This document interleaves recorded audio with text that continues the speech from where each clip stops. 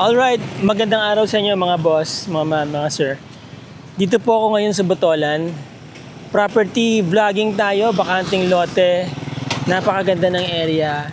Soon to be a commercial area. Actually, ito pong road na to. Starlac Road.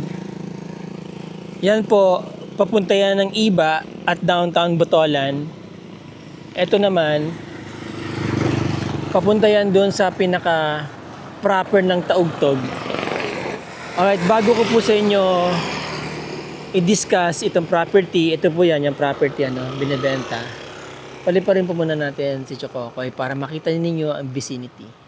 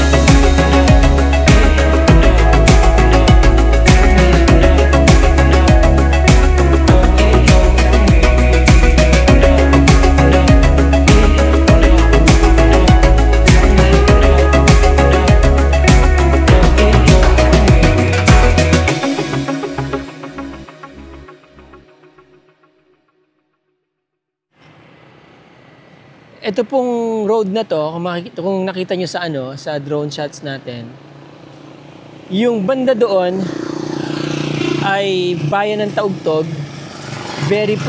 Actually, hindi siya bayan. Baryo ng Taugtog po yun. Within Botolan, Kasi, dyan po nagsimula ang resettlement area noon. So, maganda po yung area na to, mataas, hindi po ito lumulubog. Ito, patatambakan nyo na lang to. Ito po yung area, yung property, Okay, dyan po sa Taugtog, may hospital, may 7-Eleven, merong mga M. Lulier, Palawan Express, TGP. So, ibig sabihin, na po siya, progressive na siya, may mga restaurant. Papunta po kasi ng mga tourist spots din po yan Papunta ng Mount Pinatubo. So, papunta rin yan all the way to Tarlac. Ito po yung Zambales-Tarlac Road. Na darating ang araw, kapag natapos po yan, tulay na yan, dyan sa Zambales-Tarlac Road, pag nag-connect na po itong kalsada na to, within years from now, and hopefully, And hopefully sana na mapadali na yung project ng gobyerno na mag-connect na yan. Pero but once na nag-connect po yung kalsada na yan sa Tarlac, ito pong property na to ay magiging highly commercialized area po ito. Mapapansin niyo panay ang daan ng mga sasakyan, ano? Ayan. Nakita niyo naman sa drone shots natin, ang dami na pong residente dyan sa Taugtog. Ano po? Okay. So ito yung property, 1,000 square meters. Medyo pababa po siya, no? Kaya kapag in-acquire nyo to, magpapatambak kayo para pumantay kayo dito sa kalsada. May mga ilang punong nakatanim, RO, may mangga, yan. Pero maganda yung kanyang sukat kasi malapad po yung frontage. Ang frontage mula dito, wait ha, baba tayo ng konti. So ang frontage po mula doon sa may saging hanggang yan, no? 5, 10, 15, 20, 25, mga 30 meters po ang frontage. Maluwag po, malapad ng frontage. Titled po ang property, mga boss. Wala kayong magiging problema sa transfer. Safe ang inyong investment. Highly commercialized na to pagdating ng panahon tong area na to. Selling for 2.5 million, mga boss, mga mga sir. Yung mga interesado dyan for viewing, pwede po namin kayong samahan dito anytime. Nandyan po yung aking contact details. Dyan sa baba. Kontakin nyo lang po ako, tawagan nyo ako. And hopefully, baka sakali, magustuhan nyo po itong property na to. Kita nyo, ang daming dumadaan magagandang sasakyan. Ayan, no? Marami na po kasi nakatira doon sa mga farm doon. Okay, mga nabili rin ng mga prominenteng tao. Alright, mga boss, mga ma'am, mga sir, maraming salamat sa inyo.